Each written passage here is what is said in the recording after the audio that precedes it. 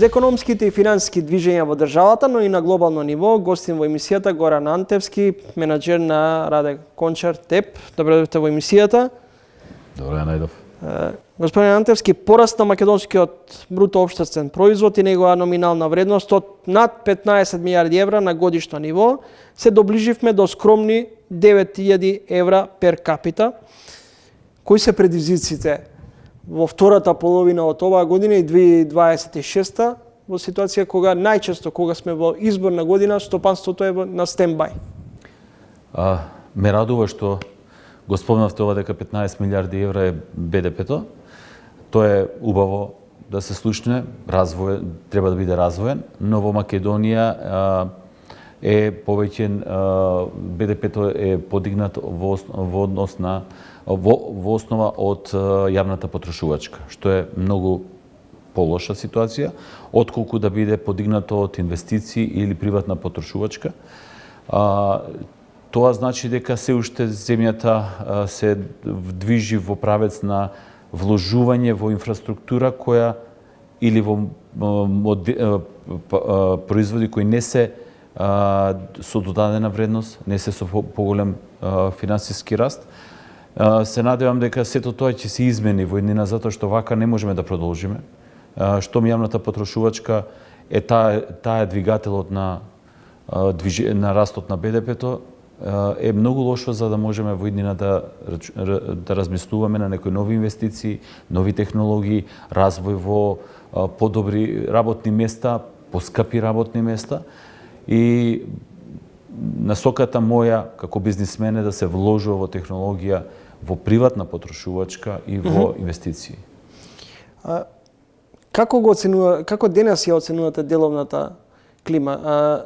Државата издвои половина милиарда евра, дел од сумата од 250 за поддршка на општините, 250 милиони за компаниите. Вашата компанија е релативно износно ориентирана, но видовте ли вие како компанија некаква фајда од ваквата стимулативна поддршка од државата? Ние не учествувавме во подигнување на овие кредити со пониска камата. Имавме претходно веќе инвестирано, немавме потреба во овој период. Планираме за наредните 2-3 години да инвестираме исто поголеми средства кои ќе ја развијат нашата компанија уште подобро, но во моментот ние не видовме некоја фајда затоа што стварно и немавме потреба од тие кредити. Американскиот министер за одбрана порача: подгответе се за војна. Големиот магнат Джеф Безос е цитиран дека рекол: чувајте пари и злато, не купувајте недвижности. Воената индустрија е прилично забрефтана. Како ги примате овие пораки на светско ниво? Треба да се мобилизираме, да живееме на штрек, бизнисот да биде во постојана стендбај состојба?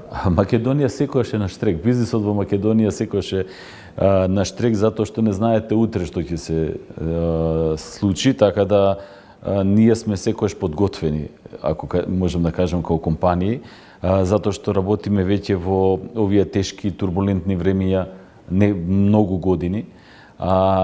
Секако не плаши ова, како компании не плаши оваа ситуација во светски рамки, затоа што ќе ги наруши сите токови на набавка на материјали, на продажба на финансиски средства, движењето на финансиските средства. Така да очекувам дека треба да се подготвиме за нешто поголемо. Така се наслушува во светски рамки. Ние како компанија веќе подолго време се подготвуваме со нови добавувачи и со нови продажни места каде што можеме да продаваме нашата опрема. Германската економија е во блага стагнација, но и нашиот извоз е поврзан со Европската унија. Над 70% тоа е, 47% е кон германскиот пазар. А Германија како наш главен трговски партнер, колку германската економска слика ќе се одрази врз соработката со македонската економија? Да, Македонија е доста врзана, многу е врзана со германската економија, но тоа секако треба да не поттикне да побараме нови пазари. Затоа што да, ние ќе се врземе со германската економија во еден период, ќе биде во ред работењето, но како што гледаме дека таа економија полека стагнира, ние мораме да побараме нови пазари.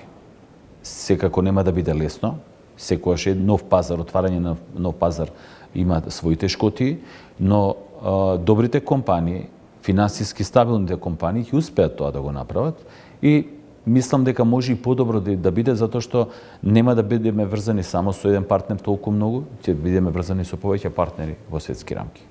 Раде Кончар е со позитивен раст на производството и финансиските биланси. Какви се движењата на пазарот на труд во ситуација кога најголемиот дел од македонските компании многу често се жалат од недостиг на работна сила? Како успевате да обезбедите луѓе за работа? Да, ние сме стабилна компанија, финансиски доста стабилна во изминатиот период. Производството со годините ни расте. Може да кажем дека сме една од најголемите, може и најголема електрокомпанија од приватен сектор, производен приватен сектор, така да вложувањето што го правевме во изминатите години во нови технологии, роботизација, дигитализација на производните процеси, вложувањето во инженерскиот и работниот кадар ни допринесе да се задржиме на пазарите, да растеме, а тоа се го правиме за да им овозможиме на луѓето да убаво да се чувствуваат во својата работна околина. Ги запазуваме сите светски норми за животната средина, за работната средина на луѓето, коректни, добри плати. Ние имаме едни од највисоките плати во приватниот сектор, во електросекторот, и секако таа тенденција ние да ја задржиме.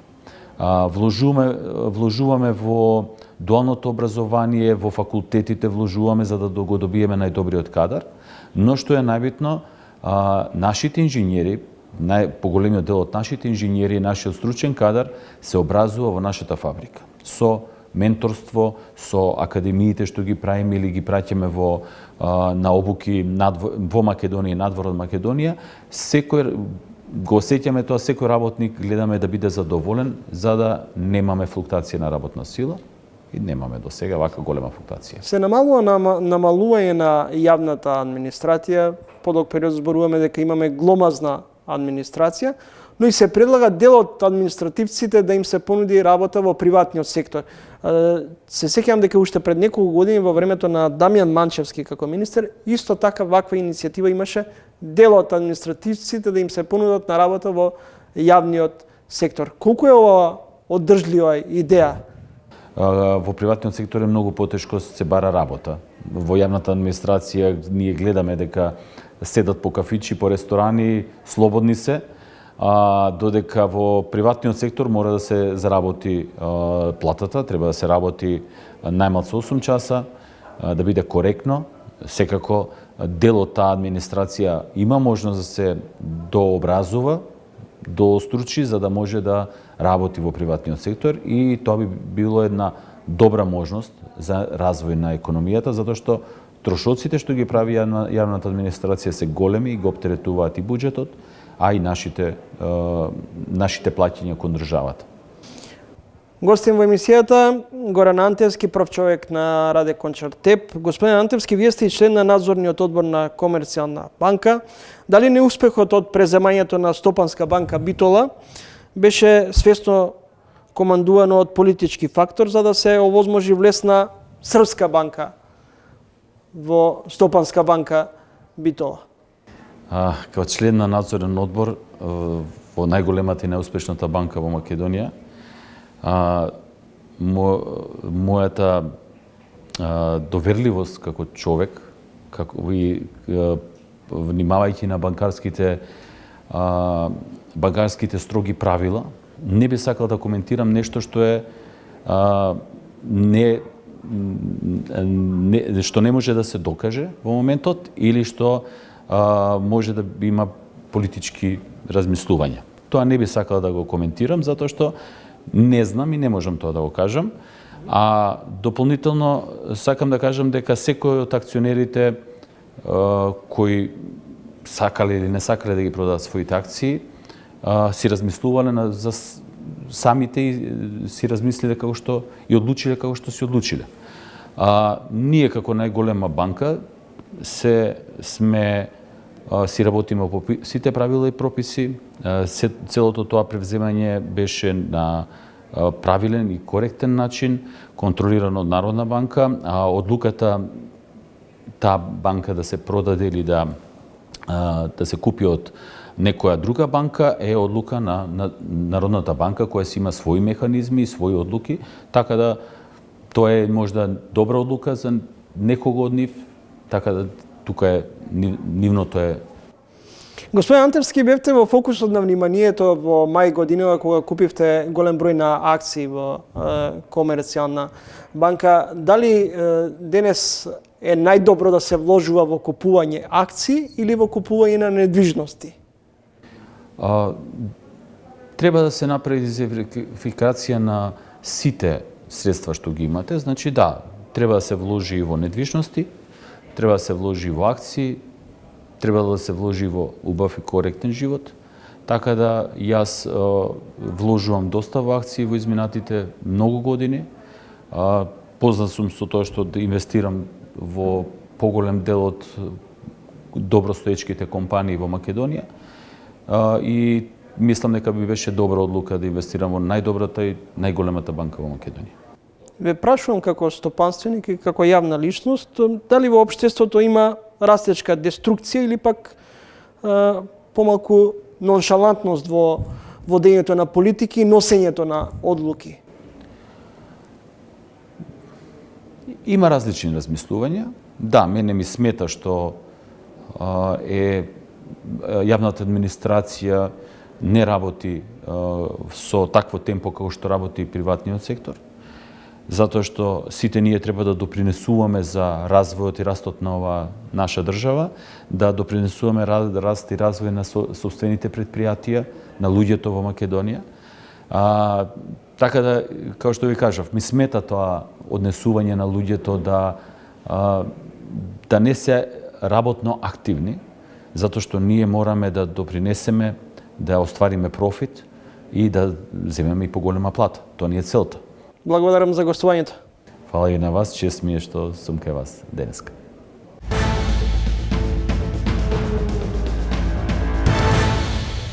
Треба едно да разбереме дека подобрување на состојбите, некакво ресетирање на состојбите, без да почувствуваме сите ние, жители на овој град, одредена болка, кој повеќе, кој помалку, е тешко остварливо. Во однос на сметот, ќе почнем со сметот. Се додека не почнеме да вршиме селекција на сметот дома, првенствено, почнувајќи од дома, со тоа да ги растеретиме службите кои што се задолжени да го одведат сметот од нашиот најблизок контейнер до Дрисла, ќе имаме проблеми со сметот. И тоа треба да ни биде јасно на сите и треба да започнеме, како и во сите други држави, претежно во Европа, со селекција на сметот. Нема да може да демонстрира триумфализам дуи во таква ситуација, без разлика каква ќе биде разликата во однос на влена со етничките листи, доколку не ги освои градоначалничките места во водечките општини, пред се оние со најголема символика. Тоа се Чаир, кај што имаме и Тетово, каде што фактички двајцата фронтмени на Влен легуваат во директна битка. Па тука би ги стајал и Гостивар, како битна општина, Струга, и Дуи мора да триумфира во тие општини ако сака да прогласи победа во секоја смисла која нема да биде оспорувана. Доколку Дуи успее да го постигне тоа, тогаш притисокот за вонредни избори ќе биде преголем.